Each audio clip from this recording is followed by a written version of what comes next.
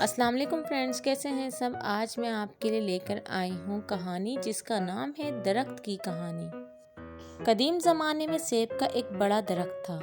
اس درخت کے قریب ہی ایک چھوٹا لڑکا رہتا تھا۔ اس لڑکے کو روزانہ اس درخت کے پاس آنا اور کھیلنا اچھا لگتا تھا۔ وہ اس درخت کے اوپر چڑھ جاتا اور اس کے پھل توڑ توڑ کر کھاتا اور پھر اس کے سائے میں سو جاتا۔ وہ لڑکا اس درخت کو بہت چاہتا تھا اور اسی طرح اس درخت کو بھی اس لڑکے کے ساتھ کھیلنا اچھا لگتا تھا۔ وقت گزرتا رہا اور لڑکا بڑا ہو گیا۔ اب وہ پہلے کی طرح روزانہ اس درخت کے پاس کھیلنے نہیں آتا تھا۔ ایک روز وہ نوجوان درخت کے پاس آیا۔ وہ مایوس لگ رہا تھا۔ درخت نے اس سے کہا، آؤ میرے ساتھ کھیلو۔ نوجوان نے اس سے کہا، اب میں بچہ نہیں رہا، اب میں درختوں کے ارد گرد نہیں کھیلتا، مجھے کچھ کھلونے چاہیے اور انہیں خریدنے کے لیے پیسوں کی ضرورت ہے۔ اس وقت درخت نے کہا، مجھے افسوس ہے، میرے پاس پیسے تو نہیں ہیں، لیکن میرے اوپر جو سیب لگے ہوئے ہیں تم انہیں توڑ کر بیچ سکتے ہو، اس کے بعد تمہارے پاس پیسے آ جائیں گے۔ نوجوان بہت خوش ہوا اور اس نے درخت کے سبھی سیب توڑے اور خوشی خوشی چلا گیا۔ سیب توڑنے کے بعد نوجوان واپس نہیں آیا تو درخت کو مایوسی ہوئی۔ ایک دن وہ نوجوان آیا، اب وہ جوان ہو چکا تھا۔ درخت بہت خوش ہوا۔ اس نے جوان سے کہا، آؤ میرے ساتھ کھیلو۔ حسب توقع اس نے انکار کر دیا۔ میرے پاس کھیلنے کا وقت نہیں ہے، میرے لیے ضروری ہے کہ میں اپنے کنبے کے لیے کام کروں، ہمیں رہنے کے لیے ایک مکان کی ضرورت ہے، کیا آپ میری مدد کر سکتے ہیں؟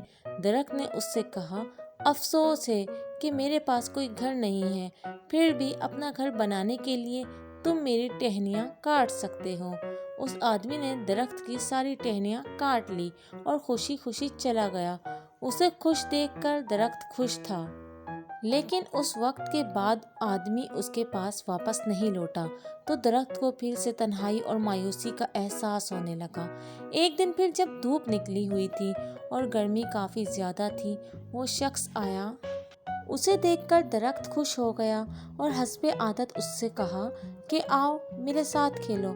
آدمی نے کہا کہ میں بڑا ہو گیا ہوں اور چاہتا ہوں کہ سمندر میں سفر کروں تاکہ خوشحال ہو جاؤں، کیا آپ مجھے ایک کشتی دے سکتے ہیں؟ درخت نے کہا، میرے تنے سے اپنی کشتی بنا لو، اس سے تم دور تک سفر کر لو گے اور خوشحال ہو جاؤ گے۔ آدمی نے کشتی بنانے کے لیے درخت کا تنا کاٹا اور سمندری سفر کے لیے نکل پڑا۔ کافی عرصے تک نہیں لوٹا۔ کافی سالوں بعد وہ شخص پھر آیا۔ درخت نے اس سے کہا، اے میرے بیٹے، مجھے افسوس ہے لیکن میرے پاس اب کچھ بھی نہیں بچا ہے جو میں تمہیں دے سکوں، تمہارے لیے ایک سیب بھی نہیں بچا ہے۔ اس آدمی نے کہا، کوئی بات نہیں، میرے پاس اسے کھانے کے لیے دانت ہی نہیں ہے۔ درخت نے کہا، میرا تنا بھی نہیں بچا کہ تم اس پر چڑھ سکو۔ اس شخص نے کہا، اس پر چڑھنے کی بھی اب میری عمر نہیں رہی۔ درخت نے کہا اور اس کی آنکھوں سے آنسو جاری تھے، حقیقت میں اب تمہیں کچھ نہیں دے سکتا۔ آخری چیز جو میرے پاس ہے وہ میری جڑیں ہیں۔ اس وقت اس آدمی نے کہا، اب مجھے زیادہ چیزوں کی ضرورت نہیں ہے، اب مجھے ایک ایسی جگہ چاہیے جہاں میں آرام کر سکوں، زندگی بھر کام کر کر کے میں تھک چکا ہوں۔ پرانے درخت کی جڑ ٹیک لگانے اور آرام کرنے کے لیے سب سے بہتر جگہ ہے۔ تب درخت نے اس سے کہا، آؤ میرے پاس بیٹھو اور آرام کرو۔ آدمی بیٹھ گیا۔ درخت خوش تھا اور اس کی آنکھوں سے آنسو جاری تھے۔ وہ بچہ آپ خود ہیں اور سیب کا وہ درخت آپ کے والدین ہیں۔ نصیحت یہ ہے، درخت والدین کی طرح ہے۔ جب ہم بچے ہوتے ہیں تو ہمیں ان کے ساتھ کھیلنا اچھا لگتا ہے اور جب ہم بڑے ہو جاتے ہیں تو ہم انہیں چھوڑ کر چلے جاتے ہیں اور اسی وقت واپس آتے ہیں جب ہمیں ان سے کوئی ضرورت ہوتی ہے۔ اور کچھ بھی ہو جائے، والدین کبھی بھی اپنی قیمتی سے قیمتی چیز اپنے بچوں کو دینے میں تردد نہیں کرتے، جو ان کی آنکھوں میں بچے ہی رہتے ہیں۔ اگر آج کی اسٹوری اچھی لگی ہے تو اس اسٹوری کو شیئر کریں دوسروں تک، تاکہ اللہ کسی کی زندگی کو آپ کے ذریعے بدل دے۔ Thanks for watching.